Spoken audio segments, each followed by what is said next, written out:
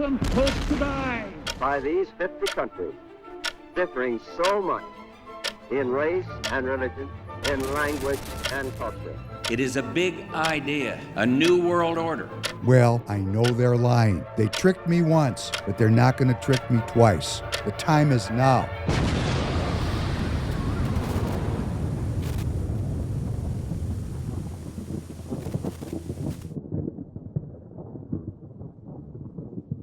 Welcome back to the Professor Penn Podcast. David Penn, your host. Glad to be with you as always for this episode number 251, coming to you on Thursday, October 30th at 7 o'clock p.m. Central Standard Time. For those of you, I've noticed people have not quite got this transition. We have moved the start time of the podcast from 7:30 p.m. to 7 p.m. Central Standard Time to make way for enhanced programming here on Free People Radio. Always looking ahead we are, always looking for that formula to do two things. We want to build an audience because we want to reach a lot of hearts, a lot of minds. We want to convince people. We want to move them towards the principle. We're holding a principle. Here at Free People Radio, Royce White says this so eloquently. We're holding a principle and we're moving people towards that principle. We want an audience, but we also want an army of people that, what do? First of all, we want a digital army on X, which means please connect to each other, repost the links.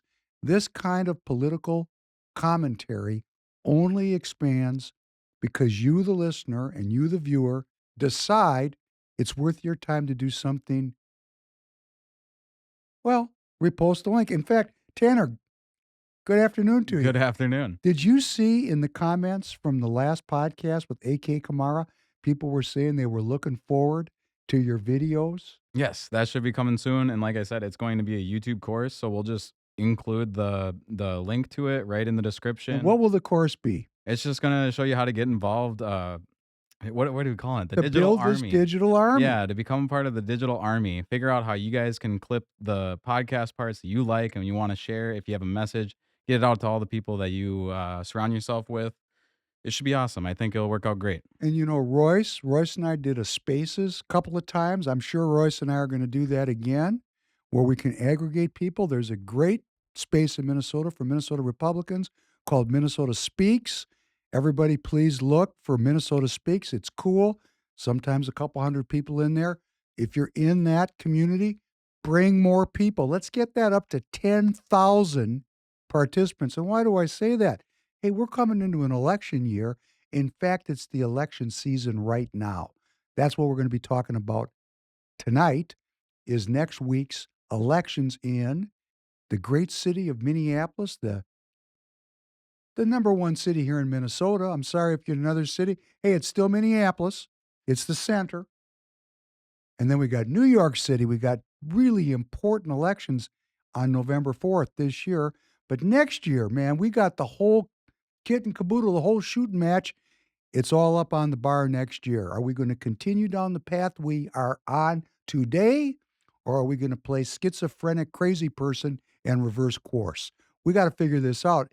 And if you love the way the country is headed, if you believe in borders, if you believe in national sovereignty, if you believe you're a sovereign of your own life, if you respect minority rights, if you believe in civic participation, if you believe in the common good, you are a Republican. And I don't mean like, oh, I'm a member of the Republican Party, because we got a lot of people in the Republican Party. Man, I was at an event with Royce in the Spicer, Minnesota area this past Tuesday night. And it was a candidate forum. And Royce said, hey, if you support Nikki Haley, raise your hand. And I was shocked. People raised their hand. And that is in the Republican Party of Minnesota. And that's a philosophy that has been discredited by the current will of the people. But within our party here in Minnesota, we don't have things clarified. Within the city of Minneapolis, things are not clarified. Within the city of New York, things are not clarified. We're here to clarify. So we're going to make that digital army. We're going to get to caucus. We're going to meet our neighbors. We're going to make lists of people, and we are going to enter the political process if we are Republicans, because that is a cornerstone of Republicanism, civic participation. And apropos to civic participation, I am pleased to have in studio as a guest today our good friend Mohamed, who is here again, and we have a very specific mission tonight. We are here to discuss candidates for mayor in the great city of Minneapolis and in the Big Apple in New York City. We have Omar Fatah here, a Somali immigrant family, gave birth to Mr. Fatah. He is running as a Democrat socialist. We need to understand what that means, and we need to understand what that means in terms of Islam. And in New York City, Mandami, endorsed by who? Hakeem, the wise one, Jeffries, the House Minority Leader, has endorsed in New York City the Democrat socialist candidate. What does that say about the Democrat Party? What does that say about the future of our country? And I thought no one would be better to comment on this than a Muslim Republican. And I know we got people out in the audience, because I see it in the feedback. They don't believe you, man. They don't believe you. And I'm going to tell you people, I've spent some time now with Mohamed. Mohamed, I didn't tell you this, but when you first came into the studio, I wasn't sure myself. But now we spent a lot of time together. We're making a relationship. That's what politics is, peer-to-peer relationships. We have a relationship, and I'm going to tell the listeners out there, this man is like me. What is in common about us? I come from a very religious Jewish family. People I came from prayed 3 times a day. They kept the rules of kosher. They kept the Sabbath. They didn't walk on the Sabbath. We didn't turn the lights on the weekends at Grandma's house. It was traditional. Impressive. Traditional. And you know, my grandma looked at me and she said, my son, we came to America. We're in America now. Be an American. I said, really, Grams? She said, yes. This is a beautiful country. Of course, she could have gone to Israel. She could have gone with the Zionists, the socialists, and bought herself a lifetime of fighting. No. My forebears came here to this great land of Republican governance where we have freedom of speech and freedom of religion and economic freedom. We wanted to trade. We wanted to pray. We wanted to be ourselves. We're Republicans. So I assimilated. And I'm going to tell you anti-Semites out there, I am thoroughly an American. Thoroughly. I believe in this Constitution. I believe in the founding documents of this country. I believe in America. I'm American. Now, I have an identity as a Jew, but compared to my identity as American, for me, I'm America first. That summarizes me. And very similarly, I'm getting a feeling, I'm getting a thinking, talking to you, Mohammed, that you're happy in this country. Ecstatic. You're an American, How else can we come? and you're a Republican. Proudly. So I have you in here today to comment on Muslim people in 2 major cities that are running for mayor, and I want your opinion about these people, about their politics, about what they want to accomplish, and about what we need to know about them, because this is just one election. There's elections coming in the future. Are we going to, as American citizens, allow our country to become socialist? No. Please tell me, who do you want to start with, Mr. Fatah or Mr. Mandami? I'm going to let you pick them. First of all, your introduction was awesome. Number one, if you're not active, not just digitally, but if you don't come through and act and get 5 of your friends, we're going to lose this country. It's that simple. Let's start with Omar Fatah. Omar Fatah. was born in Virginia. Wait, I want to get the pronunciation correct. Omar Fatah. Omar Fatah. That's the Somali way. Omar Fatah. Okay, great. Omar Fatah, born in Virginia, moved to Minnesota. And gentleman is a high accomplishing kid. He's only under 40. So he's living the American dream, but bringing to us the American nightmare. You have to understand, Omar Fatah, as a Muslim, we see as a Muslim candidate, and Islam is a very big part of his life. So does Mamdani claim. We say, let's look at the social issues. Omar Fatah voted for boys to be in girls' sports. Wait. I want to understand this. I want to make sure I get this right. Because, see, in a traditional frame where I was raised, such a thing is not possible. Not only possible, It would be impossible in a traditional Orthodox Jewish community. And I know there's all this stuff that there's all these genders in the Talmud. You know, this is just BS that's run out there to stoke anti Semitism. I was raised, nobody had any confusion about their gender. Let me tell you how unconfused we were. Are you ready? The women sat in the back of the bus. That's how unconfused we were. The women sat behind a curtain at the synagogue called a mechitza because we didn't have the women up front. Now, I'm not saying that's right or wrong. I'm just saying that's the way them old timers did it. There was no ambiguity. in Islam, we pray men forward, women in the back, or Same thing. women's section. Same thing. We keep the sexes separate. Again, this is the God of Abraham and the laws of Abraham, and if you don't believe in it, that's quite okay. But we do believe in it. Now, Omar Fatah basically put boys to play in girl sports. That's unfair. That is not. That's not fair. And but it's also not Islamic. From the religious perspective, we got issues with that. But this is not an Islamic country. This is America. But we're talking about him. We're talking about Omar We're Fatah. talking about Fatah on Islamic credentials. Okay. Same thing with Mamdani. Mamdani believes in equal rights, and he believes in the agenda of gender ideology. Now, both Mamdani and Omar Fatah are identity politicians. What does Now, that mean? what that means basically is there's a coalition of socialist identity people who basically value their skin color, people who are minorities, and people who are gender ideology people, and environmentalists, and there's a little bit of Islamist in there too. Okay. And what happens is there's a coalition, and it's called the Democratic Party. Can I just comment on a sidebar? Yeah. Give me a second. You know, we're going to have to go over this a lot, Tanner. And why I say this is, you know, I just go to these Republican Party events. I went to this event, and I was very happy. And my friend Pat Kelly was instrumental in putting this on. I hope Pat listens to this. Pat, I know everybody wants to get home by 9 o'clock. We had all the gubernatorial, well, not all of them. Scott Jensen didn't show up. Kristen Roberts didn't show up. But we had a bunch of gubernatorial candidates that were in the room.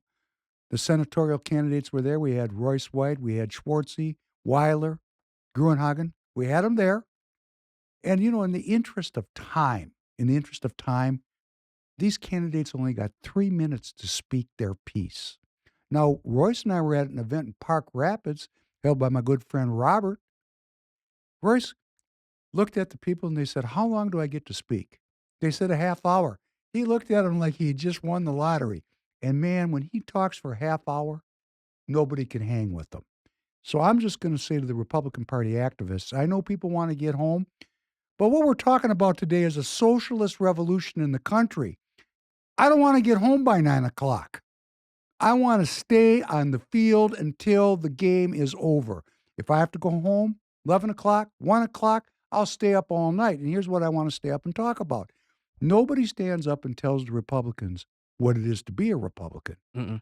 Here's what it is to be a Republican. And I don't mean the party, because it's a philosophy. You must believe that you are the sovereign of your own life. You are the king or queen of your own life. You must Self-sufficiency. self-governance. You must believe, because you're the king of your own life, that you respect minorities. That's part of being a Republican. You must participate in civic life. And where most Republicans lose it, you have to have a sense for the common good. Republicans believe in the common good. That's why we have the Commonwealth of Pennsylvania, for example. The common good. What is this identity politics? Do you have any questions? Let me speak for you. You're going, What does this mean to me? What do you mean identity politics? I'm going to give you a little history. Here's the 4 pillars of Marxism. There is no God. It's godlessness. There is no sin because there is no God. Anything goes. Creativity creates difference, and difference creates conflict. That is the Marxist way. Now, identity politics, why do we have it? Because the Marxists have been trying to overturn this country for 100 years. And when they did it on the purely financial, economic basis of class difference, class struggle, they failed. Because traditionally, America always had a lot of opportunity for people that worked hard and self-governed. They failed. They failed in the 20s. They failed in the 30s. They failed in the 50s. They failed in the 60s. Here we go again. And you know what they decided? We're going to leave the class struggle out of it. We're going to pit groups against each other, identity politics, black against white, man against woman, straight against gay, old Muslim against young. everyone else, or everyone else against Muslims, or Catholics against Protestant, and liberals versus conservative. So now I'm explaining and sharing with you, Tanner, this is what identity politics is. It's fenced as protecting the rights of minority, and everybody gets to be who they want to be and experience their own culture, and their own culture is, central to their lives. But really, it was set up in the universities to make people hate each other. And they do. And that is the seeds of Marxism, which we see now blossoming into these candidacies. When you started with the monologue, you said Congressman Hakeem Jeffrey, leader of the minority party, endorsed a Democrat socialist candidate for New York City. Crazy, isn't that? Just crazy. They lost their party. The Democrats lost their party a long time ago. They can't get 2 people together unless they're socialists now. That's sad. You're saying, and I want everybody to hear this, all of the Republican Party members who talk about unity and governance, what you're talking about doing now, you traditionalists who I want to unify with, I want to get along. My goal is to hold the principle and bring these traditionalists, these silk stocking country clubbers, bring them towards the principle of freedom. Because when you deal with the Democrat, what did you just say about the Democrat Party? I mean, it's sad. They lost their party. We need the Blue Dog Democrats. We need common sense Democrats. This is not common sense. What you're seeing is a revolution happening within them. We are Republicans. We don't like revolutions. We prefer evolution. Our revolution happened in 1776, and we have a constitutional democracy because of it. Why change the rules now? Basically, what you're talking about and what this Democrat Socialist Alliance are doing, whether they call themselves progressive socialist, some are outright communist, it's about resource and control of resources, production and services. Basically putting it in the hands of government, taking it away from you and me. And I feel that, when we do TireGet.com ads, and I do want everybody to know that we fund this broadcast through the sale of tires to you at a great price, and we put them on close to your house. The price is right. The service is great. I'm in the tire business, and I'm going to tell you, when you talk about the control of resources and the control of services, man, since COVID, they've had their thumb on the independent business people of this country in a way that is unprecedented. And I've owned my own business since 1981. Mom and pops are disappearing. Oh, well, that means we're going to not be able to self-govern economically. We're losing our economic freedom. And what does that mean for us, working class and middle class Americans? The poor don't even stand a chance.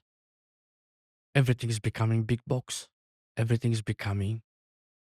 Now, what we're asking for and what this Democrat Socialists want to do is they're saying, okay, we're all seeing the same thing as Republicans and Democrats. None of us is blind out here. But the difference is the Democrat Socialists want the government to be that big box. And we know government. We've seen socialism. If you're a Venezuelan, a Cuban, a Cambodian, an East German, if you're from Somalia, if you're from Yemen, you know what socialism is. It's bread lines, controlled by government. Now let's talk about what they're trying to do. Basically, as a Muslim, we're talking about Mamdani, talking about legalization of prostitution. I wonder which side of the Quran he found that in. Say that again. He talked about legalizing prostitution. Now, I got nothing against prostitutes, but what I'm saying is, what side of the Quran did he find in it? So you're claiming you're a Muslim, and these imams across New York are endorsing him head over heels. Why are they doing that, Mohammed? Well, like I said, it's a coalition. And the coalition is based on the main reason why they like Mamdani is because of his foreign policy opinions. Okay, so what I'm hearing you say, how I'm hearing it is, the principle of the imam can be abandoned to accomplish certain political and foreign policy goals. Is that what you're saying to me? That's what I'm saying, because I've seen that over and over again. I've seen it with my sister here, Ilhan Omar. The community looks at her gender identity and identity politics. We got to profile all white men, their enemy, and hate whitey stuff by all three candidates, Mamdani, Fatah. I mean, I can send you quotes. He wants to tax the white people because they're rich. Muammar Fatah, I have a clip of him actually saying white people are the terrorists. Now, all this is meant to invoke a certain emotion in people. And emotions don't put food on the table. Policies do. And the policies of the socialist is divide and rule. Pit one community against another community. Identity politics. Identity politics. Because To win- class struggle because did not on their work. policies and the issues, they will never succeed. Economic issues. I'll give you an example. Okay. In the city of Minneapolis, the city council wants to create government-run stores. Same way Mamdani talks about it. Can we play that clip for his program? Yeah. Grocery prices are out of control. The cost of eggs and milk has skyrocketed. Some stores are even using dynamic pricing, jacking up the cost over the course of a day depending on what they can get away with. It doesn't need to be this way. I'm Zahran Mamdani, and as mayor, I will create a network of city-owned grocery stores. It's like a public option for produce. We will redirect city funds from corporate supermarkets to city-owned grocery stores, whose mission is lower prices, not price gouging. These stores will operate without a profit motive or having to pay property taxes or rent, and will pass on those savings to you. Wow. Handout. Big heart. Small mind. Government does not produce anything. They take their taxes to give us services. Get government into production and grocery stores, all those bodegas in New York who are owned by the Yemeni and the Arabs. All those stores. They go out of business. You're out. Because I used to own a store in the north side for 11 years. Okay. The marginal profit is between 7 to 10% if you're lucky. Most product is 5%. Okay. And you're scrambling. And there's overhead and expense, which goes out, profit and loss. When they open up government stores in your city, you're all out of business. All corporate stores are out of business. That's probably what, 500,000 employed? Out. Now, guess what? Your taxes will be used to employ that same 500,000, and the products will be subsidized, meaning that price controls. Ask me where price controls ever worked. I mean, Venezuelans came running into America. So did the Somalis, so did my people, because socialism does not work. You know what will happen? What will happen to our communities? You will have to find your products not in the grocery store because it will be empty. What you'll find it is in the alley. Black market. Exactly. That is what will thrive in New York. The underground. We know that for a fact. Because we've seen it before. No, it's been repeated dozens of times. That's why everyone else is becoming capitalist. Even China is capitalist. They don't do that. And they're communist, man. He wants to bring that to the heart of Wall Street, New York City. You know what that means?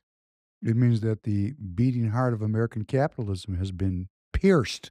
Well, I hope he legalizes prostitution, because that's the only thing that's going to happen in New York City. You're going to get screwed. Yeah. That's it. So we're seeing this right in Minnesota. And I want to say this again because I have many of the constabulary of the Republican Party, the traditionalists, people that hold the power. They're not very happy with me because I'm rather strident and critical of them. And this really speaks to why I'm critical of them. I don't think these are bad people. I don't dislike these people. I don't agree with them. And why I don't agree with them is I'm looking at the evidence, I'm looking at the facts on the ground that you said it so eloquently. This Democrat Party has lost control They've lost their party.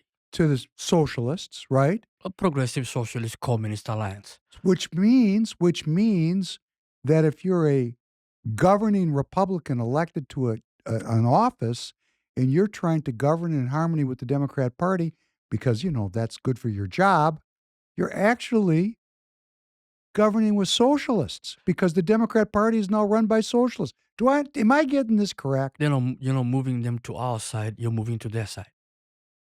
Well, now you understand why I'm so radical sometimes. Because Mm. I've seen this for a long time.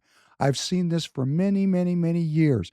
And now we're calling them out. I was just I was talking about, I was at this event with Royce this past Tuesday in the Spicer area. And he said, and I want everybody to hear this, it's important, particularly you elected officials who are tuning in.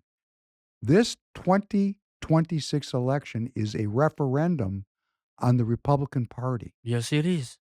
Do you understand? You get it. You get it right away. The House is up for grabs, the Senate is up for grabs. Lose either, the first thing these socialist progressive communists will do is impeach Trump.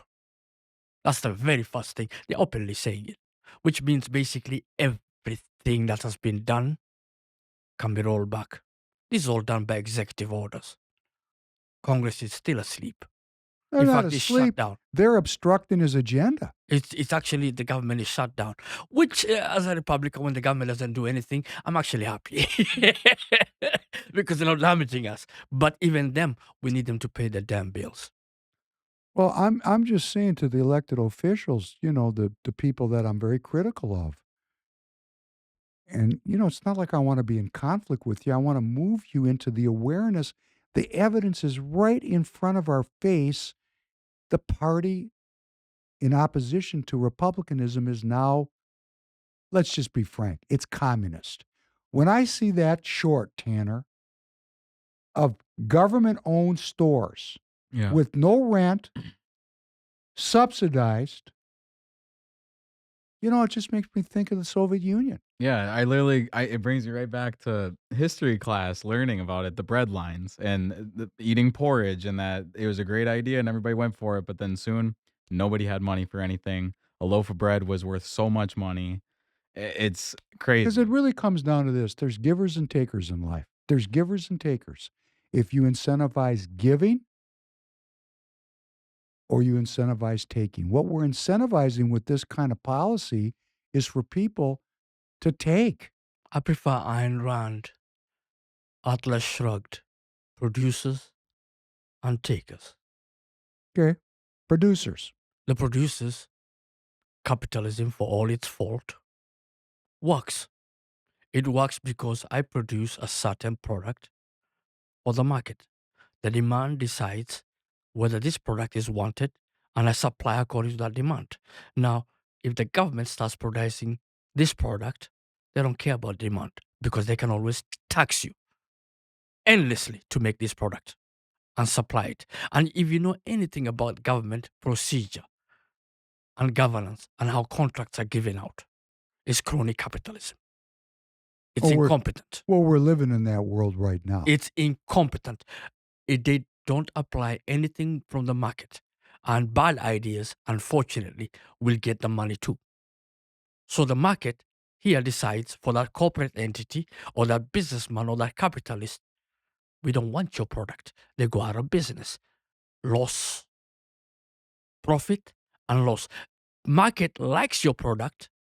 There's a profit to it. So there's an incentive to produce more, make it cheaper, make even more profit. That's capitalism.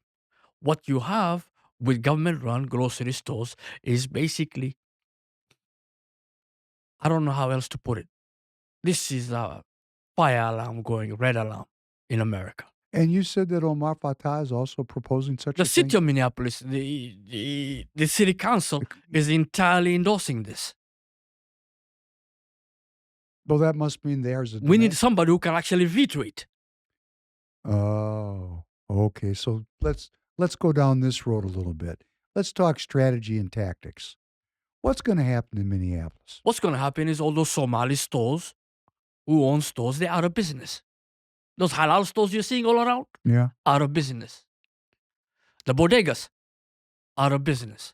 The Asian stores, out of business. These are the people who made it to middle class through hard work and put together their money together.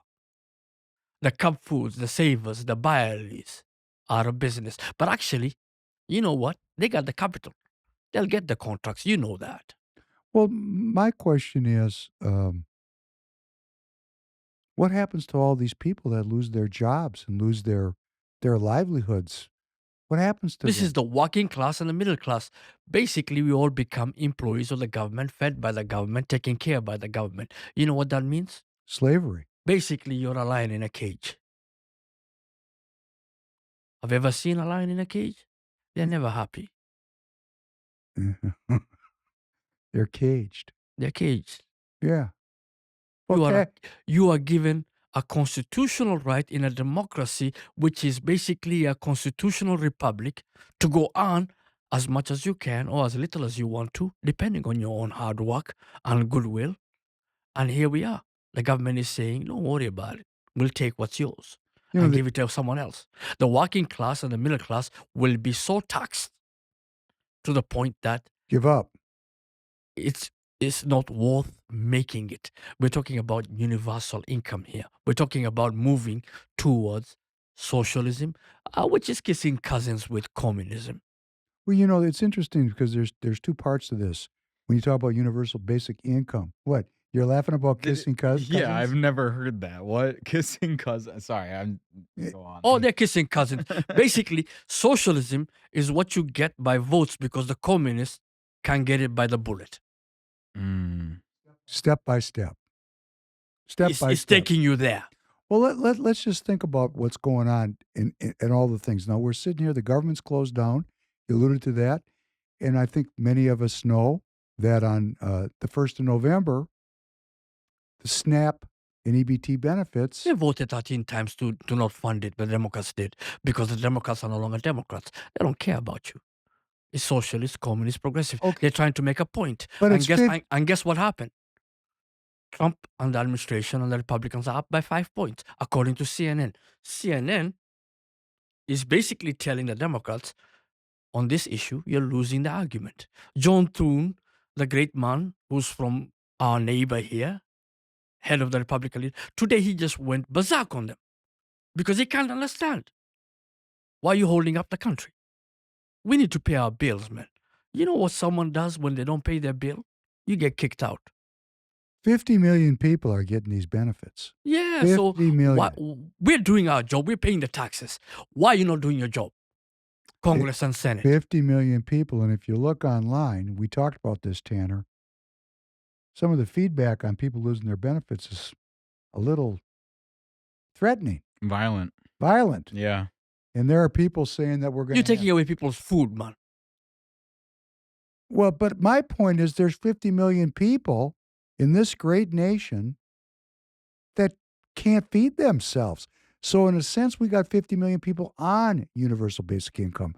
And I'll tell you what else popped up this week. I don't know if you saw it. Did you notice that Amazon laid off 10% of its worldwide workforce? Yeah, and Target too. Target was doing massive layoffs too. You know why? Target did 1,800. Facebook did the same thing. Novartis did the same thing. It's the AI age. Yes. So these people are, and I don't know about these other companies. I studied the Amazon thing. That was a tech-driven restructuring. They need less people. Less people. So these people become sliding on down the drain pipe into this universal. And these are good jobs, by the way. These are upper middle class and middle class jobs. Some of them in the human resources part, but the warehouses are cleaned out. The warehouses are now completely automated. I'm buying tires from a tire factory that has a huge output, like 12 million tires a year. And in a typical situation for a factory like that traditionally would have about 6,000 employees. Because it's an automated factory, it only has 800 employees. And, we got all these people. So then you start putting the pieces of the puzzle together. People are not necessary No. under this. We've been talking about this for 2 years. Yeah. People are no longer necessary. The upper middle class, the middle class is going to evaporate. What you're seeing with the government restructuring is nothing compared to what's coming to private sector. Absolutely nothing. Go listen to what these people who run the system, and it's not our government. It's the ones who run the system, the ones who own the resources. Whoever owns the resources runs the system. It doesn't matter what system you put in, but whoever owns they're called stakeholders. What Charles Schwab of the World Economic Forum said. Klaus Schwab. Klaus Schwab, right? Klaus Schwab, what he said, we work with the resource holders and stakeholders, and then we want to know what our limited responsibility is. So what we're negotiating here in America with the Republican Party is what is our limited responsibility, because everything is going up. We can see that. Democrat or Republican, we can all see it. Everything is being concentrated to the top. Now, a mountain like Himalayas does that. The snow comes up on top, puddles, and then freezes. And then guess what happens? It forms streams, which feeds downhill, down the mountain, goes into rivers and valleys, which eventually goes into the sea. But in between then, it churns the soil and things become very productive. Agriculture, everything else, animal, everything else can live off of it. But at this particular junction, it's no longer trickle-down economy. It's a damming of the economy to the top side. It's like the Himalayas, the white side is going all the way down to the ground. They're taking over everything. When Mom you and say pop- they, When I say they is not a color, they is not a flag, they is not an ideology. They is just purely economics. It's just the economics of it. Capitalism destroys itself to recreate itself. This is true. When it came the industrial age, the same thing happened. When came the internet age, the same thing happened. Now we are the AI revolution. The same thing will happen. What we need to do, and I'm telling conservatives and Republicans across the country, even Democrats, we miss you, Democrats. We truly do. We used to see eye to eye on this issue. We don't want the government controlling resources, but at the same time, too, we don't want to lose everything. Our middle class and our working class. And to do that, the fastest way to go about doing that is through socialism. It's Mamdani Omar Fatah. say that again. I want to hear that one more time. That link. The fastest way to do what? To lose our productive ability, our jobs, to Our- basically control of production and supply. Now, why do these socialists believe that the control of resources and production? They have big hearts. They see the pain. You think it's because they're big hearts? They have big hearts but small minds. Because everything they're talking about has been tried and failed. Successfully failed. They came running. When East Germany, the wall came down, who ran to where? Was it the West Germans running to East Germany or the East Germans running to West Germany? No, everybody. One was capitalist, the other one was not. Same thing with North Korea and South Korea. Who's running to where? Do you see South Koreans trying to break the border wall, go through mines, go cross rivers in the Yangtze to go into North Korea? Never. But do you see them risking North Koreans under the socialist system and the communist system? I know people that walked out of Korea. I actually know people that walked out of that country. I got a question for Omar Fatah. Do you see us Somalis coming into America by the hundreds and not the other way around? Socialism kills Somalia. Why bring bad ideas here? Why bring back? Okay, so now we're going to get down to the part that so many Republicans in the party are interested in. If this is the case, why is the Islamic identity tied up in this socialist effort? Because Here's- of one word, Please. Israel. Okay. Hold the phone. Stop. Stop. We got to have the sound effects working. We need a rim shot. One word, Israel. Israel. We need that sound effect. Come on. That's a rim shot. Israel. So you're saying to me that the reason, I want to As- make sure I understand. As long as Mamdani, Fatah, Ilhan Omar, Rashida Tlaib keep on shouting Palestine, this is an issue which is very close to most Muslims. They forget their own interest. Our interest is prosperity. It's American first. We have issues here in America that needs to be dealt with. But you're saying that the clan tribal hatreds are so intense that people will On get, both sides. oh, I'm not saying, I know it. I get it. But you're saying, I asked about the Muslim involvement with socialism. I got people who will never vote for these people, but they will vote for them based on that alone. Israel. Identity politics. We have our world in America. Israel and Palestine is not the 51st state of America. So what you're saying here is that We have 50 states, and guess what? That's an issue which is foreign policy. So when Mamdani says, I'm going to arrest Netanyahu when he comes to town, people line up, including socialist progressives and people like that. They like that kind of ideology. Now, here's another thing. Is New York City an emirate or a caliphate? Or Minneapolis here? Because they're trying to pass that ordinance out here too. an emirate or a caliphate. Or are we a constitutional democratic republic where foreign policy is run from Washington by the Foreign Office called the State Department, and it's the prerogative of Congress and the President of the United States of America? So if I understand this correctly, you're saying that the university-driven view of Israel being a country that is created through white settler colonialism. I wouldn't call it that. 20% of them. No. I'm talking about at the university. Because when I went to the university in the 70s, that was already part and parcel of the education. That white settler colonialism and oppression of indigenous people, which builds on so many ideas, the Native Americans, Mexicans, Hispanics, blacks, the identities, oppressed by the white dominant culture here in this country. That group of identity politic people who have bought into the idea of oppression, identity politics, see in Islam an ally. All of them are united by Israel. Do I get that correctly? And that is, you've hit the core. Most people look at them. Why would a bodega, Yemeni owned, vote to get out of business? Why would the Jewish people in Minneapolis support? Do they understand? Or are they anti-Israel also? No, Because I think he has. they're not anti-Israel. They don't like Israel's policies. Well, Anybody has a right to criticize any nation on this planet. But this issue has left a ban. But let me ask you a question. I'm talking about the Jewish people.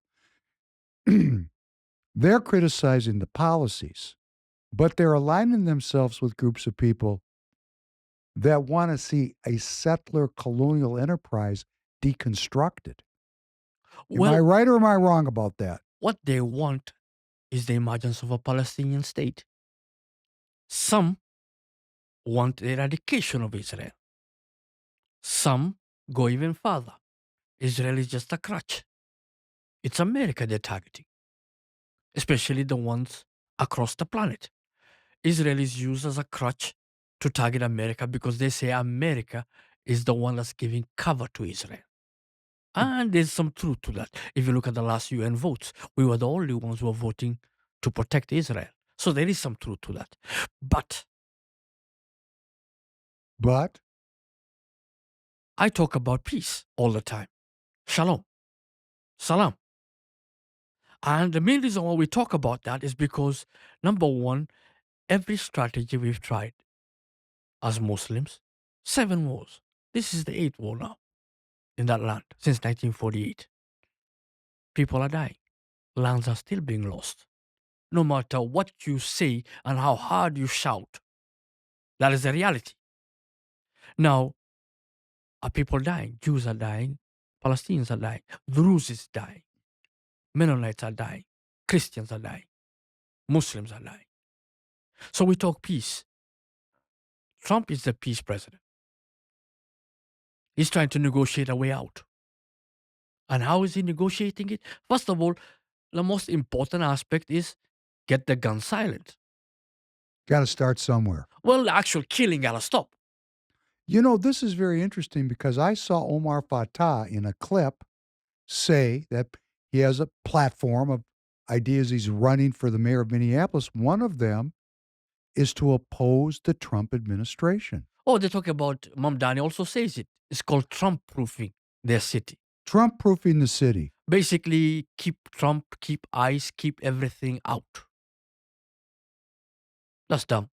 And is that You know how much money we get from the federal government in our city of Minneapolis? hundreds of millions probably? What about New York City? Billions maybe. Cut out the federal government because they're not talking about, they like to use TDS, Trump Derangement Syndrome. It is real. It's actually, I'm bipolar, half crazy. But I'm going to tell you this. Point blank. People who have TDS, you're more crazy than I'll ever be. Because rationality has left your mind.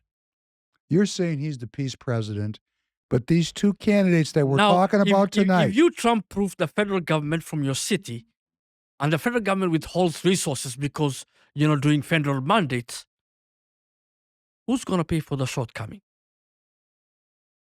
You and I in that city. We're going to get taxed to death. But that's what the socialists want. There's no tax that they don't like. None. Well, that's because difference means conflict, and No, they because don't they those want to differences. control you. We're already paying up to 40% as Americans, and I reject that. That's theft. They want to add it more.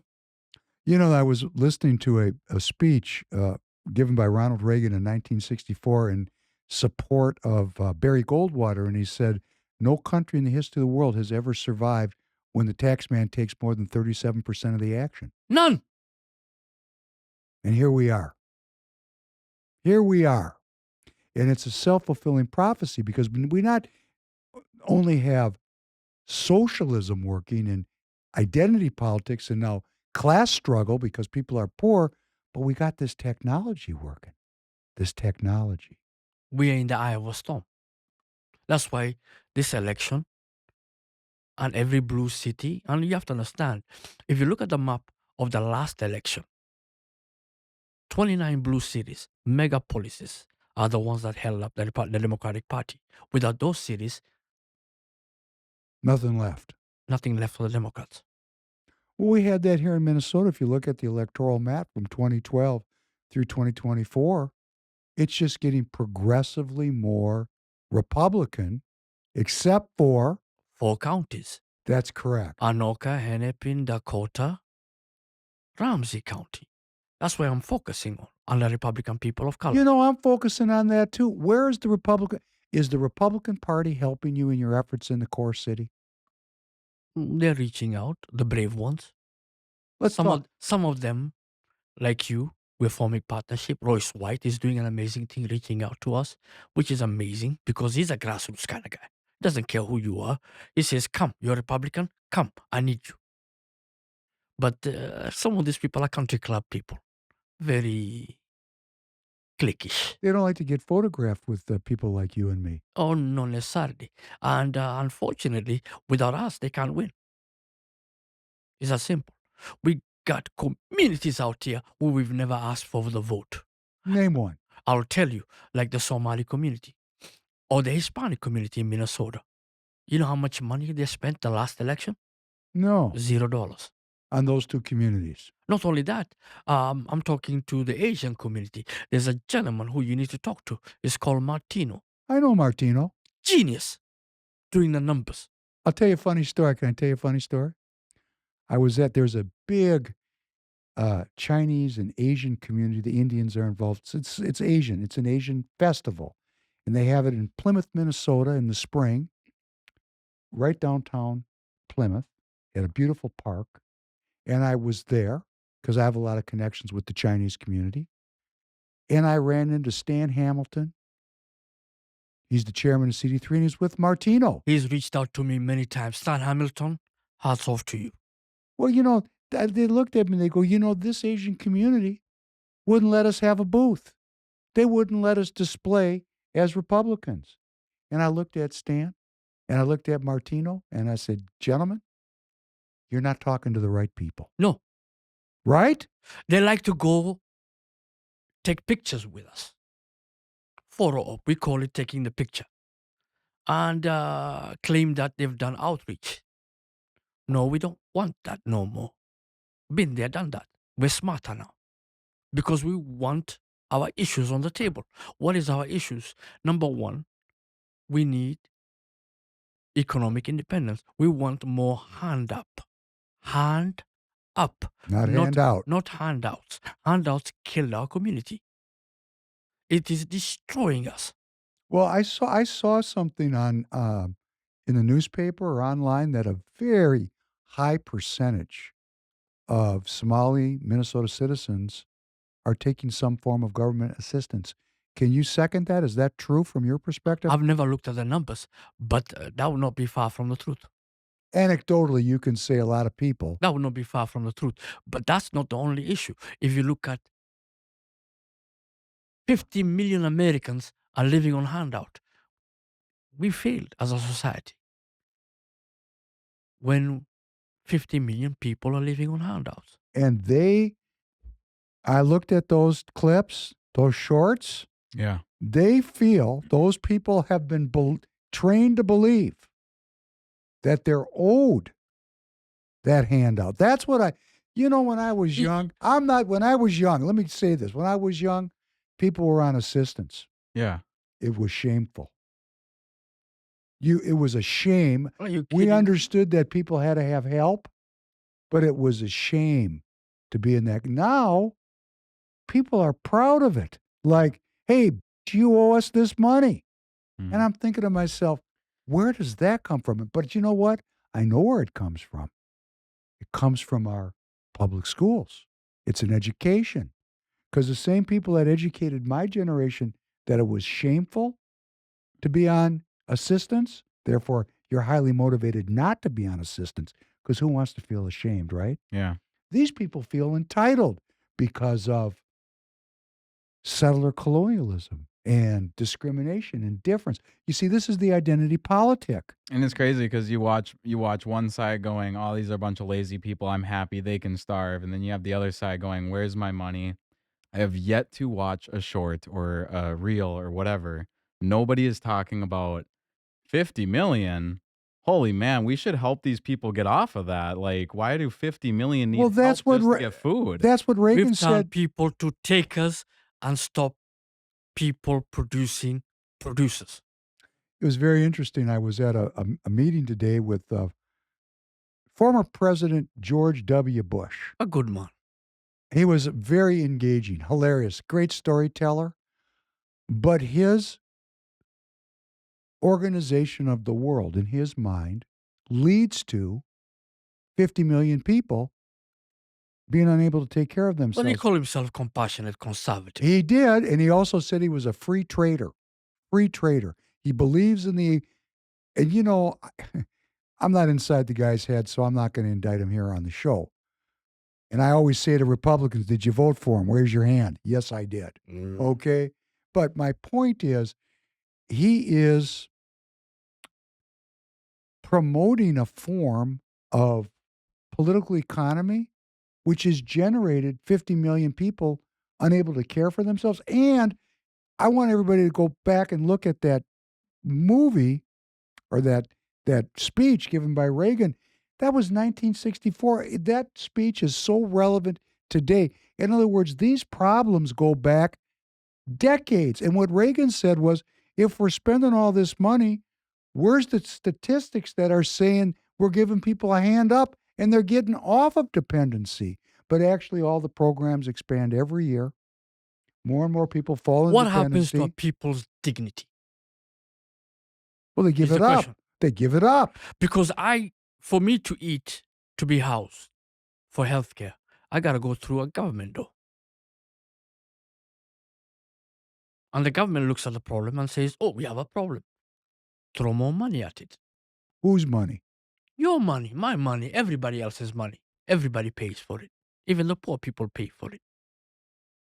I saw Tim Walz say, for every dollar spent on food SNAP, we generate $1.80. The question is, where did that dollar come from to begin with? Yeah, this You whole know, it's like a socket plugging back into itself. so this becomes the clarion call, the rally point for the philosophy of republicanism, because you're self-governing. You have to give up your self-governance to become dependent on the state. We are not against helping people, man. Nobody is, man. Especially people who have Christian, Islamic, Judaic values, or anybody who has any kind of human value. What is that? Zakat, right? Zakah, we give 2.5% of everything. Tithes in the churches, 10% to the Lord's way. The Mormons do a good job at it. You know? And I've seen other people do a good job at it. The Jewish community does the same thing too. Now, even atheists believe in that. They give in charity. We're the most charitable people on this planet. America will give you the shot on their back if you deserve it.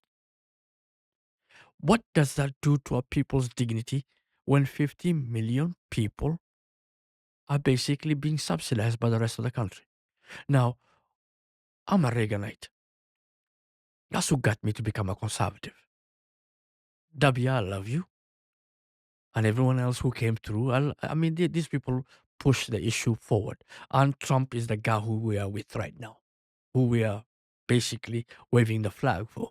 I think Reagan's speech in '64 was called A Time to Choose. Not only a time to choose, he said the best social program is a job. But my point is, now here, they want a Trump, what do you call it, Trump-proof? What did you call that they're doing? They're saying we're going to Trump-proof the city. Okay, but what is Trump? Basically, Omar Fateh went even farther, and Jacob Frey, can you play that clip? In the debate, Oh, great. Jacob Frey is the candidate opposing Omar Fateh. He's Okay. far left. Omar Fateh is a socialist. Okay, got it.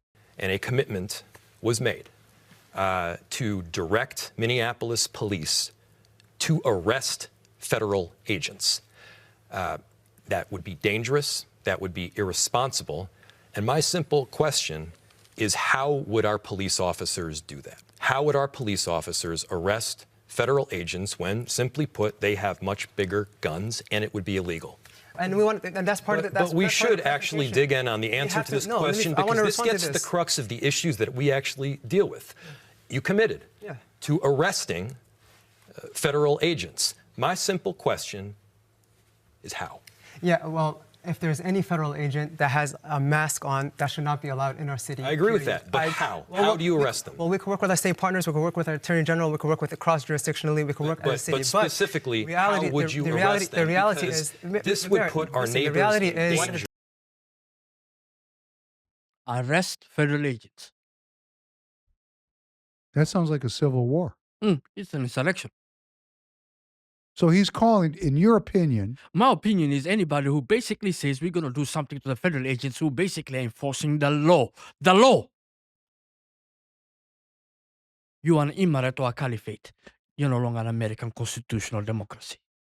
I don't care what kind of Democrat says, whether it's Nancy Pelosi or anyone else. Anyone who says federal agents are fair game to be arrested for doing their jobs, something's wrong with you. TDS.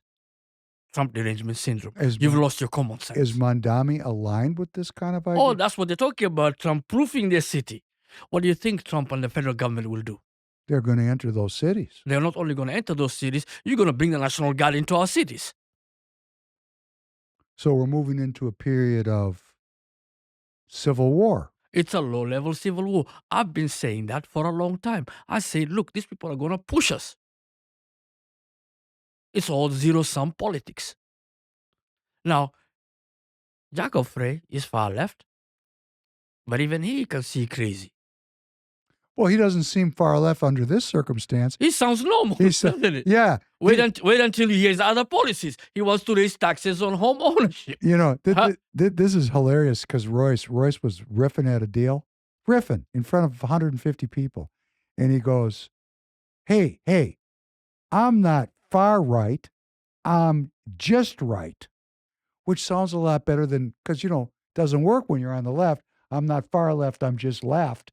No. This is kind of a magical, poetic reality about the moment that we're in. Do you know what's happening in the Democratic Party? The inside story? Because I got Democrat friends and progressive and socialist communists. We don't hate each other. We just ideologically oppose each other. The hate is coming from their side too. Okay, what's going on? We're talking about the Democrat Party here in Minnesota. The knives are out. For who? Each other. They're tearing each other faster than they're tearing at us. Would you say that the fight in the Democrat Party is more brutal and It's intense? hand-to-hand combat. But is that would mean it's much more intense than what's going on in the Republican Party? Oh my because we're still talking to each other. No, not only are we talking to each other. Last time I told you the Republican Party is like herding cats, bringing cats together. We have each one herding cats. herding cats. Herding yeah. cats. I got an accent. Sometimes it doesn't come I out just right. want to make sure I get But it right. you are perfect on it. You know what I mean? That makes you a true Native American. Me, I speak 3 languages, and each one of them I got an accent. People don't understand me, but I try. No, because when he said Harding, I thought he was talking about President Harding. No. I got to break back and make sure I'm getting it right. I love that about you. That's why Herding you're called cat. Professor Penn. And more importantly, TireGet.com. This is how we pay for this product. Oh, thank you for a blatant plug in the middle of the podcast. I'm a capitalist. I got to get paid. Go to TireGet.com, and if you use the promo code AM, you get 3% discount. Come on, man. Just for having Mohamed in the studio. If you are a follower or an aficionado of our favorite guest here, Mohamed, and you go to TireGet right now and use the promo code at checkout AM, you get 3% off on your tire purchase. And let me tell you, What's sales tax? it varies by what part of the country you're in. 8 to 9% to 10%. Sometimes it's cheaper. Depends where you are. Well, guess what? What? I got 3% off of that. All right, thank you very much, sir. Don't pay Uncle Sam too much. You know, this is a very interesting issue for me because we in the Republican Party view our inter-party conversation or struggle or conflict as being so detrimental to the future of the party.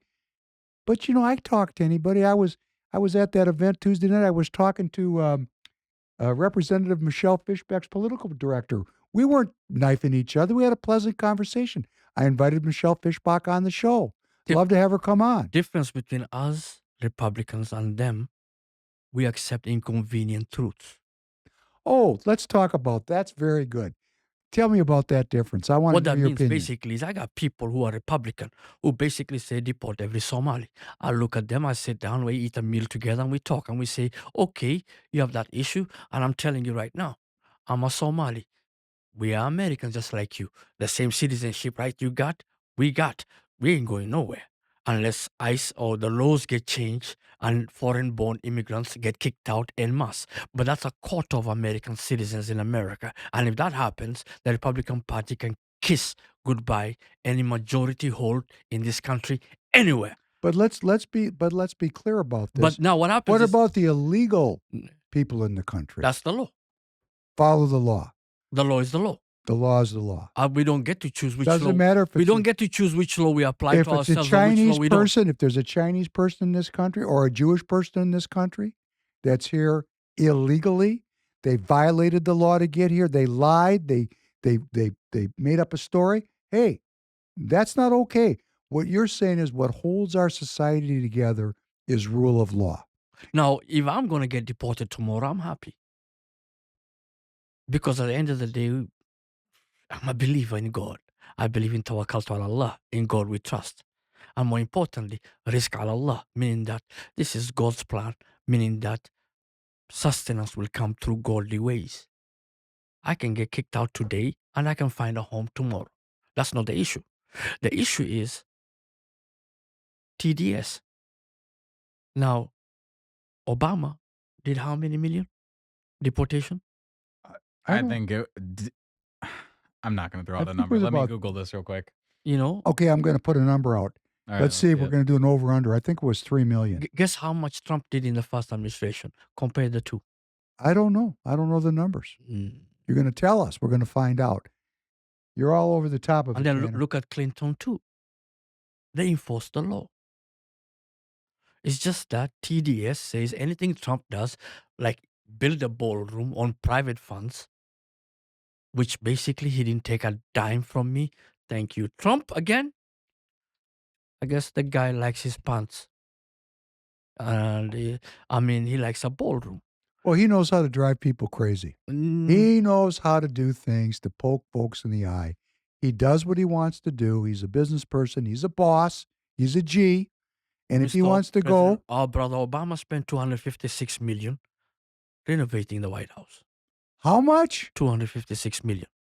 I didn't know that.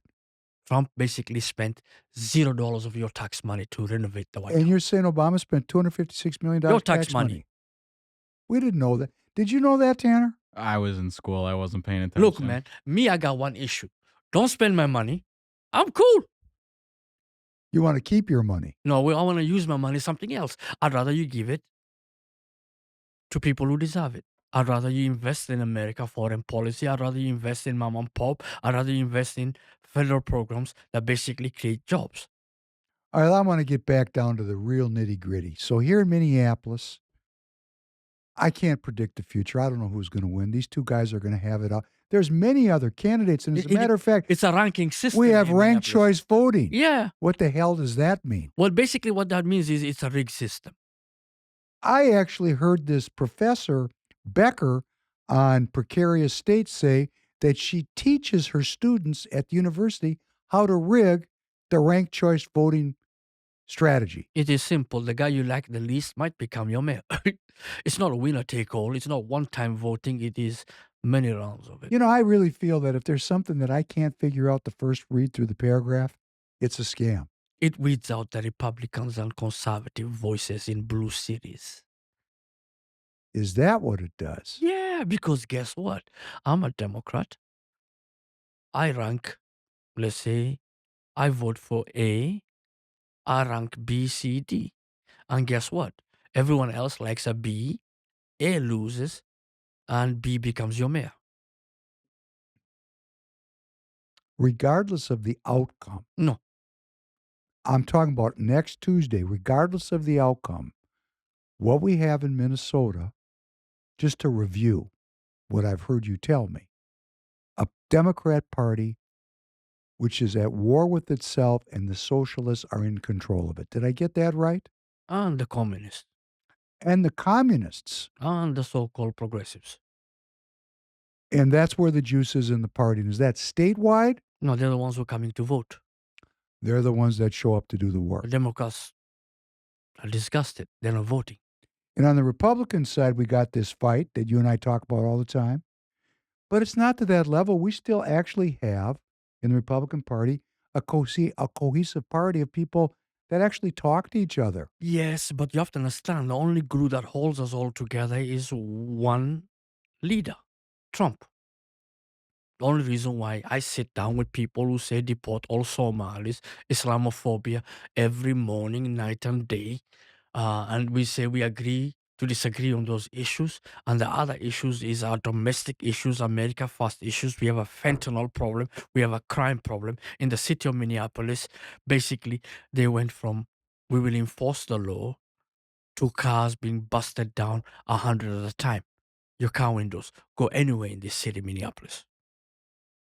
Cars getting smashed. You know what the solution is?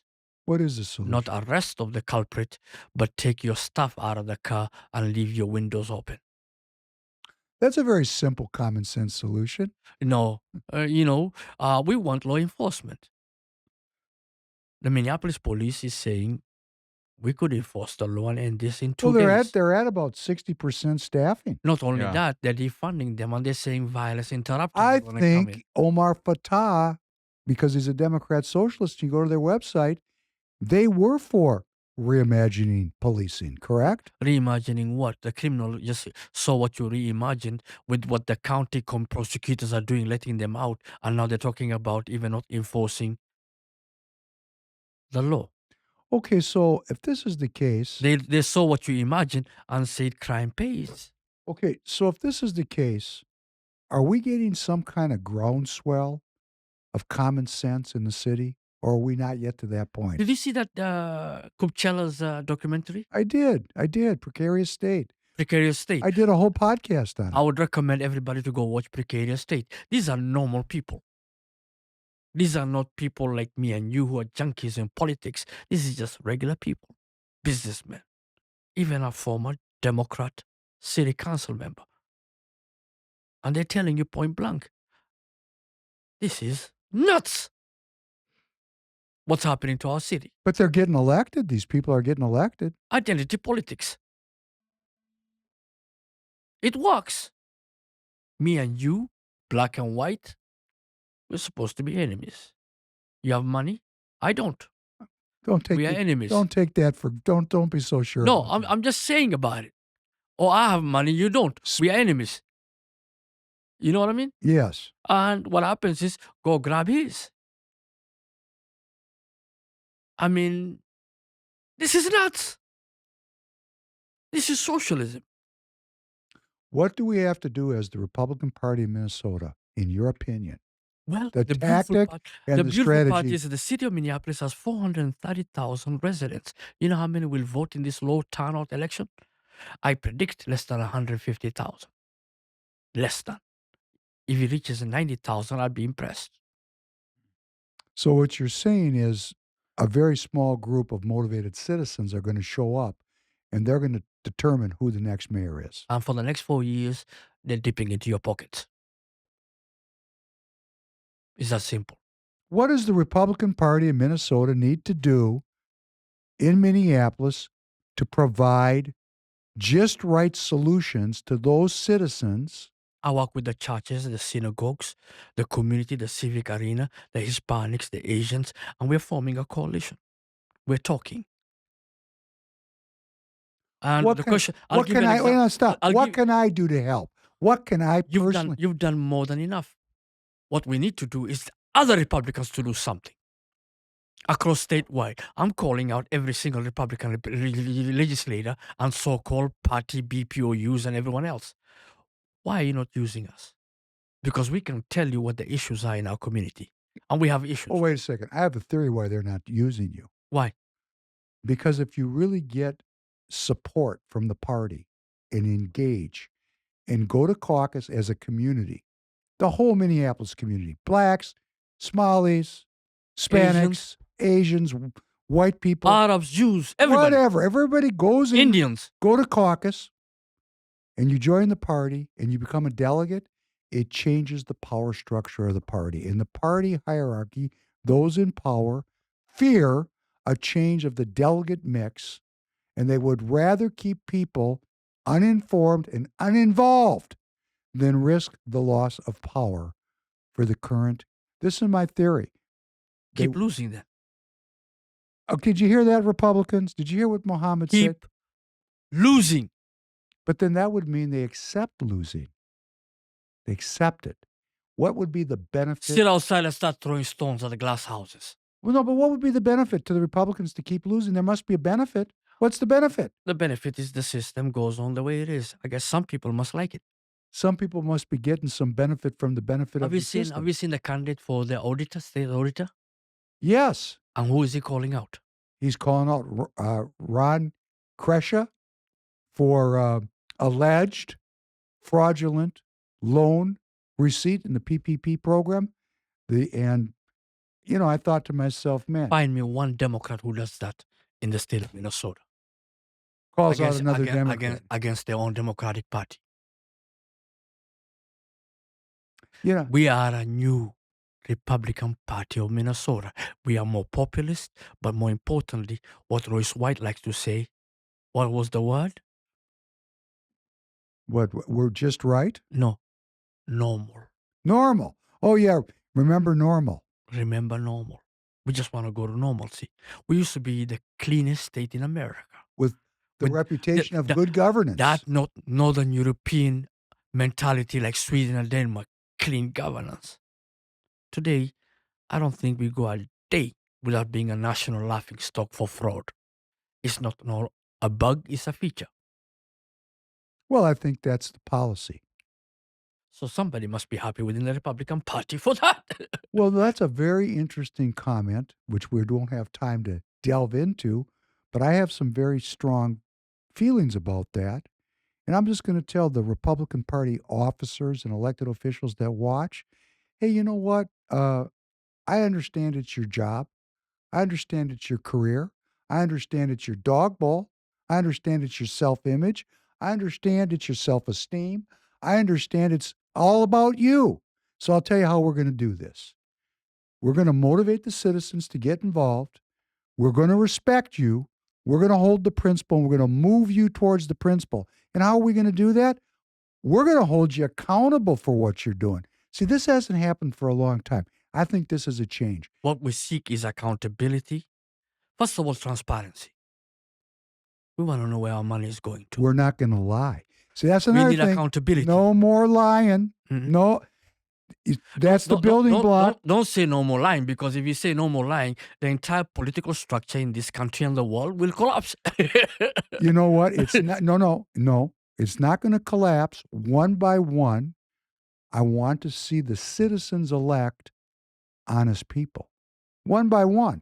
Honest people don't go into politics. Well, we need to. If we're It's too Republicans, tough. you know what? I had no intention ever. I tell this story over and over. When Royce White said, "Man, you should podcast," I go, "What's a podcast?" I didn't have any political ambition at all. What brought me off the bench is I look at what's happening in my state. I came here 25 years ago to Minnesota, 1998. I remember when I moved here, Vikings were playing Atlanta Falcons, and the Dirty Bird choked us in the playoffs. Thank you, Vikings. I'm a fan, but God, I don't know what else to say, man. I'm still a fan. We say skull. Was that the game where the field goal got screwed up? Exactly. Oh, man. That's about when I had to hang it up. Look, man, since 1960, the Vikings is under construction. And since then, we just suck when it comes to choking at the playoffs. But every year we say skull. Let me tell you something, young man. I was here and alive and conscious when the Vikings started playing. And there's nothing worse than being about 9 years old. I mean, when you're just like totally enamored with football and professional sports.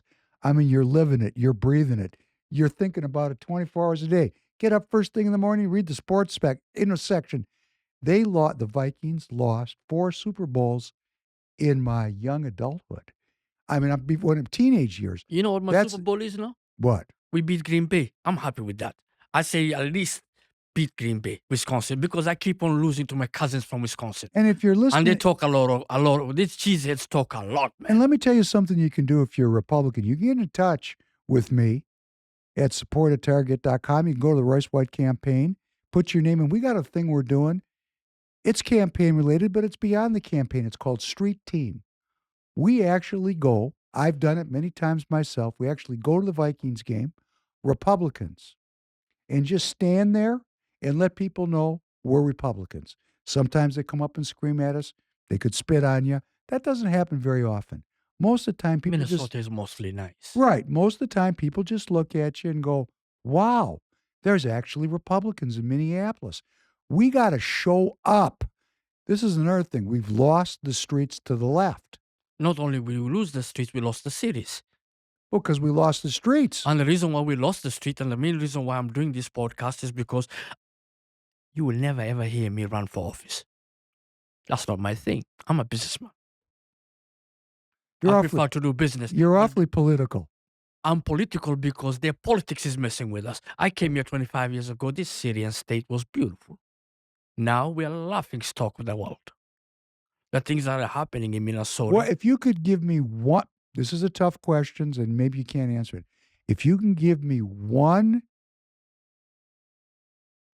disease or one symptom or one diagnosis of how the state went from being beautiful to where it's at today, there's many, it's multifactorial. But if you come up with one cause of that change, can you give me one cause? That's a tough one. It is tough, isn't it? But what I will say is because people stop caring. What people? Normal people. What normal people? The ones who basically want to keep their money, get the government out of us, do business, hire people, employ people. These people are all moving out. Wisconsin is taking our business. Iowa is taking our business. Forget about Florida and Texas. We're one of the highest overtaxed corporate rate in America. Corporations are botting out. I'm going to answer my own question. Hang on. We've always had the communists with us. I think Christ said we'll always have the poor. Didn't Christ say something like that? We'll always have the poor with us? And the man was feeding 5,000 people with fish, man. No, but I mean, we got the poor have always been with us. We've always had the communists with us. But what kept the country anchored in prosperity and in peace was the philosophy of republicanism. Those are the people who stopped caring. Those are the people who let it go. Those are the people who adopted just about me. I don't care about my neighbor.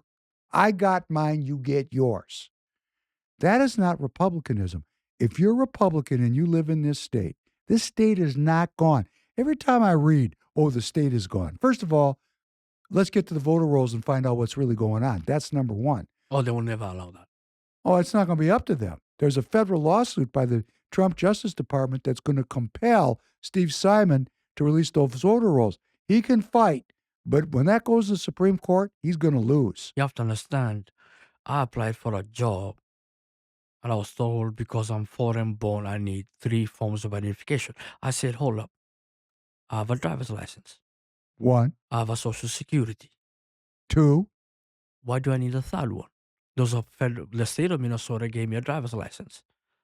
And the federal government gave me a social security number. Those are 2 documents from the state of Minnesota and the federal government. What more do you need? Because I'm foreign born. They say we got to do threat assessment. Well, I just got a what do you call that? A real ID. And I think I had to have a birth certificate. I think I had at least 2, maybe 3 forms of identification. Now, what happens is I said, what happened? Because our citizenship is cheapened. Anybody can get a social security and a driver's license in America today. Well, not necessarily in Minnesota, for sure. In Minnesota, for sure. So guess what? In Minnesota, they're not too sure of us no more. And the federal government is cracking down on businesses. Businesses like to protect their interests. Well, this is a very critical issue because this automatic voter registration concept, where you're automatically registered to vote when you get a driver's license. Automatically, it's just a little dot. Well, you have to opt out. You get a driver's license. Your vote registered. The person giving you a driver's license, click, you get a voter mail in your mail. 23 states have automatic voter registration. And guess who can get the driver's license? Anybody. Thank you. And now we're just talking about this for the first time. I remember in 2021, the hierarchy of the party forbid party members from talking about election integrity issues. So we are moving the needle because now they're actually holding hearings in our state house on voter integrity issues. That's progress. But of course, they've got cover because President Trump's Justice Department sued this state. They call you conspiracy. You're a conspiracist. Oh, how far down the rabbit hole you want to tumble with me? They call you a conspiracist, and a conspiracist is just a person who's a little bit ahead of the truth. You know what a conspiracist is? Sometimes it's a crazy wacko. Because I hear people tell me things. Oh, we have nut jobs, don't get me wrong. But sometimes, No. anybody who questioned election integrity was called an election denier. An election tonight, right? And I just heard just this morning, President Bush said that what happened on January 6th was terrible, but the institutions held together. The Congress ratified the election, and then he said something that was so misleading, that the courts confirmed that the election was free and fair. Mike Lindell got $5 million. That never happened. Mike Lindell, the pillow man, got paid $5 million. No, I'm He telling you. won a lawsuit on that There issue. was 60 court cases. Why would they pay him money if they were speaking the truth? No, I'm saying there's 60 cases that went to court. As far as what I understand, those cases got kicked out of court on what they call standing issues. The actual underlying facts were never adjudicated. And, we look at that and I think, gosh, President Bush, man, why you talk like that? But, either he believes it or he's intentionally deceptive. I can't tell. President Bush W., I miss him and I love him. He's an institution, maintenance order. He's an elder statesman. He doesn't speak much. Publicly, he did the most honorable thing an American president can do. Disappeared. Fade away. He's painting now. I've seen his painting. He paints soldiers. And he sells it and he gives the money to charity. Yeah. He's an amazing guy, man. Loves this guy. Oh, he was amazing to listen to, but his he's politics. an amazing guy. I text him from Midland, for God's sakes. I mean, he got stories for days. But I'm going to tell you right now, his politics is the politics of Nikki Haley. His politics is the politics that was where the Republican Party was. No, it's still here today. That's why these next elections are going to be a referendum on the Republican Party. Are we going to embrace nationalism, which he views as a dirty word, because he's a globalist? He's okay. He's a free trader. He said he's a free trader. And his other plank that he talked about was that we're safe in America when we run all the other countries of the world.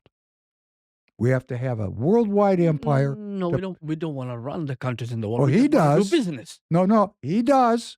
He does. No, I think you mean partnership. I mean, the military needs it. Well, he talked about, look what happened. He goes, look what happened in Afghanistan.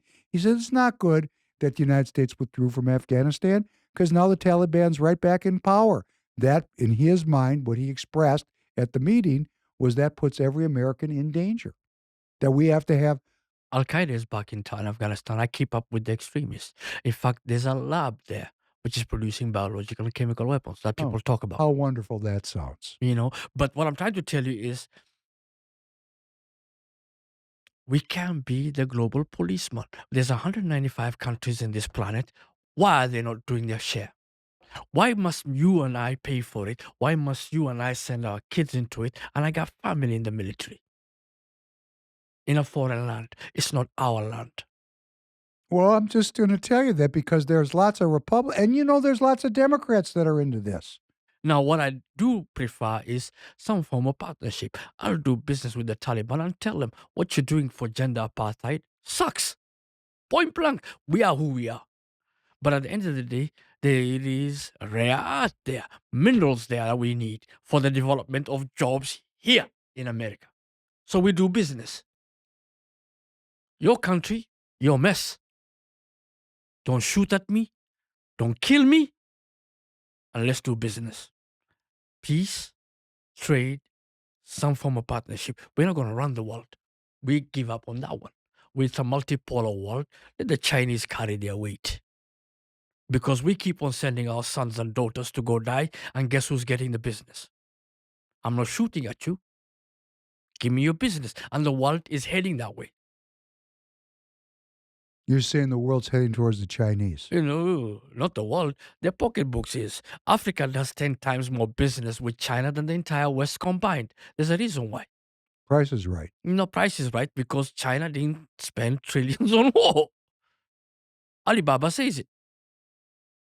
The guy, what's his name? The guy owner of Alibaba. What's the guy that owns Alibaba? I can't remember his name. Joe Tsai. He said it. Last 20 years, you spent it on blowing things up. We spent it on No, building it's things. Jack Ma. Jack Ma.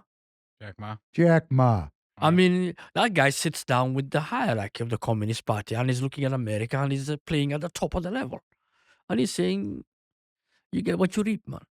Let's go back to finish the podcast. Let's talk about Fatah here in Minneapolis, in Mondami, in New York. I want to review what I think they're learned. brave. People call him the Jackie Robinson of the Muslim world in America. Okay. In the sense that this is the first Muslims running for mayoral positions. I mean, Jon Stewart called him the Jackie Robinson moment. Called that for Mondami. Now, you see, it's true.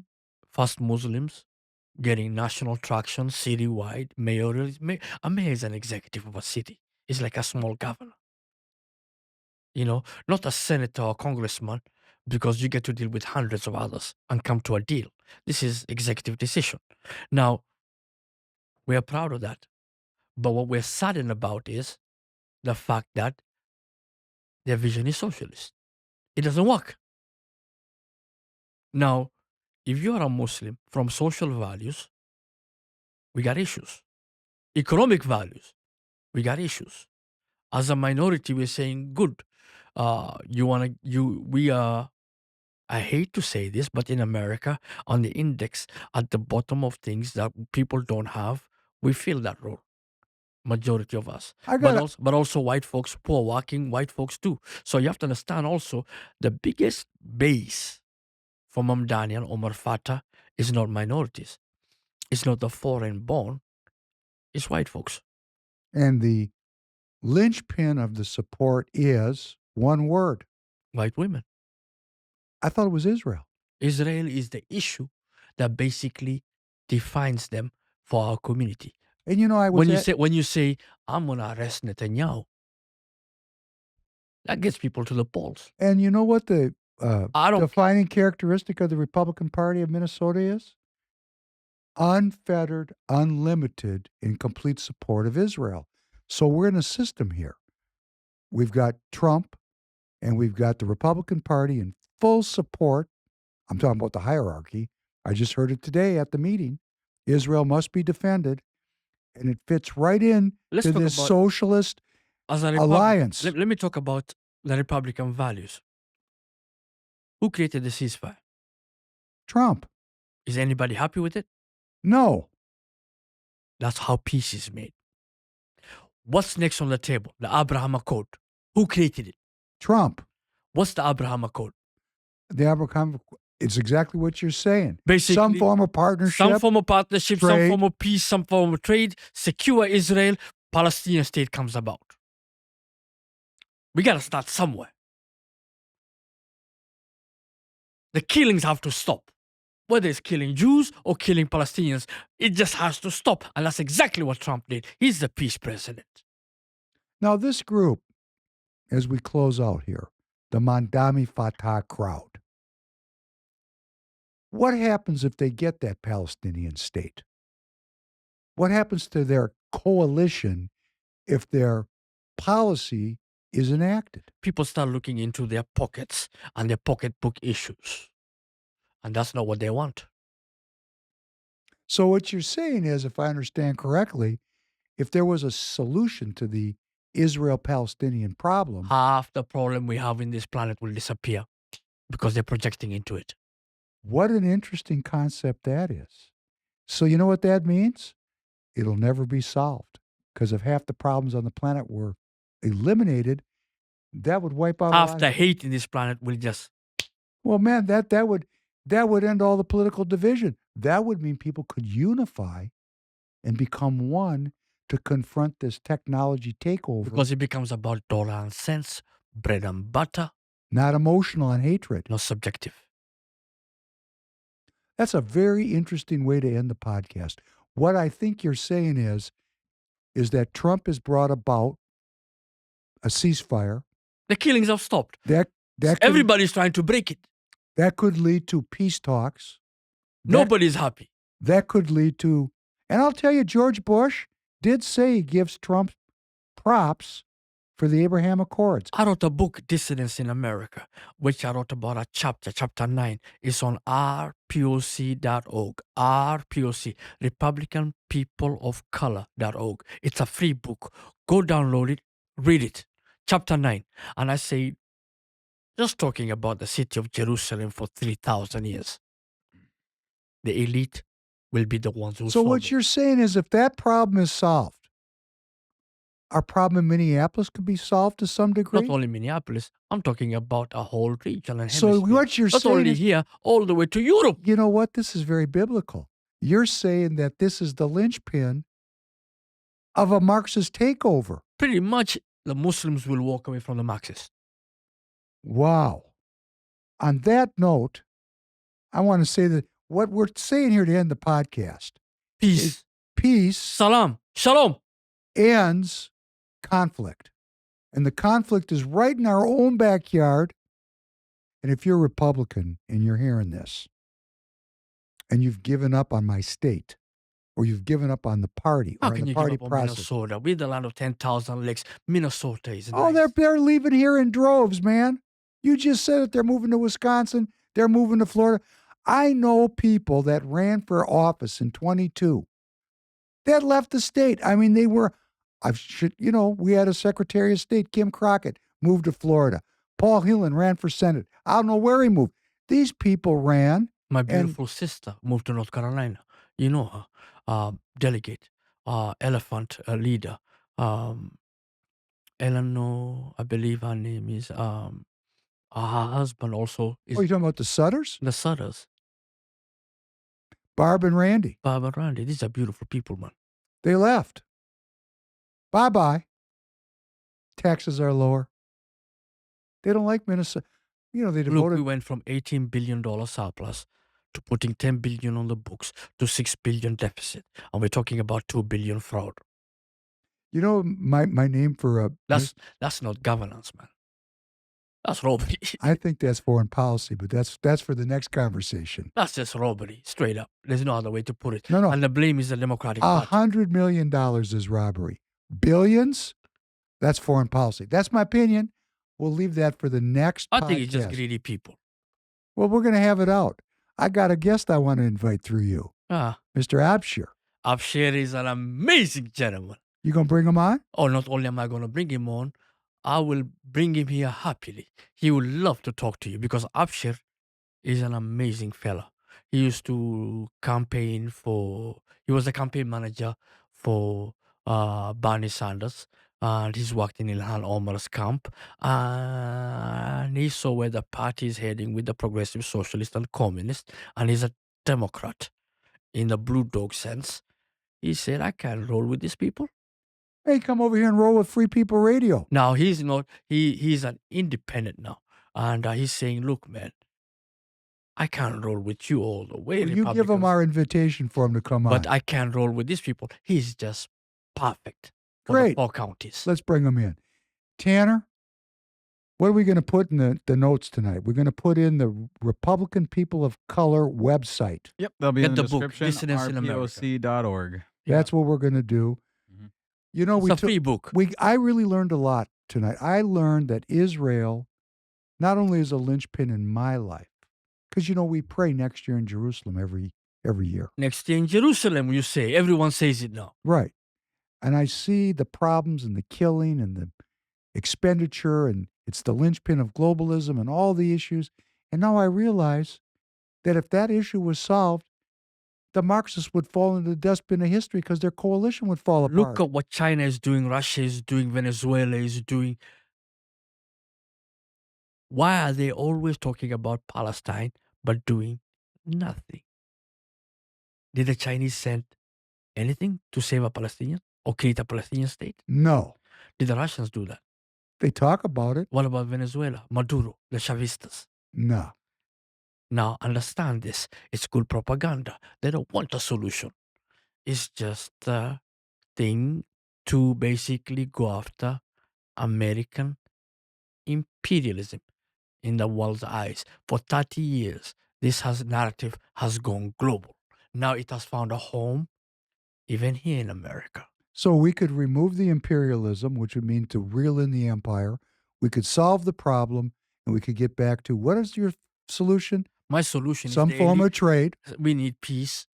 We need peace, trade. We need Israel integrated in the region and through the some Abraham form of Accord partnership. and some form of partnership, and let the Palestinians have their dignity, man. And we need to do that We need to do that. in Minneapolis, We in need New to York do that City. everywhere. In fact, I'm working with former neo-Nazis, former Israeli extremists, former violent jihadists from Palestine, Palestinian activists, some rabbis, and some Christian clergy, because I told you before, that city in Jerusalem, within a 2 square block radius, sits the 3 holiest sites. The J.D. Vance, the warrior scholar, went down to the Sepulchre Church, where Christ is, you know? Mhm. And then you go to the Western Wall, which is the holiest of the Jewish faith. And right on top of it sits a mosque, which is the 3rd holiest in the Islamic mosque, in the Islamic liturgy. We need solutions here because this is splitting apart these 3 religions. And guess what? There's money in it. There's money on it. And half the planet doesn't believe in Abraham God. So they're looking at us 3 Christians, Muslims, and Jews going at each other, and they're saying, you all are nuts. You guys are crazy. You guys are crazy. And I'm a man who believes in the Abrahamic God. And I'm saying peace. If you read the book, Dissidents in America, I talk about how we go about creating peace, trade, and some form of partnership. I train rabbis, cardinals, evangelicals, and imam in the same room, in the words of Peace, trade, and some form of partnership. That's a pretty nice book line in a song. All right, Mohamed. What we've come to here is, which I had no idea we were going to get to this, the linchpin for solving the problem in our city is making peace in the Middle East. Not a surprise. But Well, I never thought about it If that you way. want to split the Muslim, because if you look at Europe, the leftists are using this too. That's how they maintain power. Look at UK, Keir Starmer, what he's saying and how he's doing it, the pandering. You know, It's a very interesting. look at Macron. That's how they keep power. So when the Republican Party continuously, So when conservatives keep on saying the opposite of it, and they're not just bringing solutions, they're just fueling the very problem. You're just fueling these people. It's an energy system. It's related. Basically, it's a yin and yang of things. The yin and yang of things. And you know, I'm going to just say in closing, in the black and white yin yang symbol, you know the symbol? Yep. That little black dot in the white and that little white dot in the black, we need to think about what that means. We're going to do a whole podcast on that because that's the whole game. Mohamed, thank you for coming in. Chinese are amazing philosophy. Yes, they are. From the Qin dynasty all the way down to today. They are amazing people. And you can go back even further. I devoted my life to studying that philosophy. I read a little bit. I dabble in history a little bit. Dabble. I dabble. I just dabble in it. You know? Thank you very much, Tanner. We're gonna look forward to having you back with Mr. Abshir. Thank you for coming in. And one last thing, TireGet.com. Because if you use a promo code AM, brother gets to buy new suits. All righty, there we go. I think you like me in suits. Yeah, I'm pretty sure, dude. You're looking snappy. And the hats, these are not cheap, man. Those hats look good. And I got 5 kids. You're looking good. So please, if you're buying tires, support this cause. And the cause is peace, trade, and partnership. Be a partner with us. Give us your business. Because the business of America is what? Business. That's it. All right. Everything else is just a distraction. Yeah, it's a circus. Thank you, Tanner. Of course. Have a good night, everybody.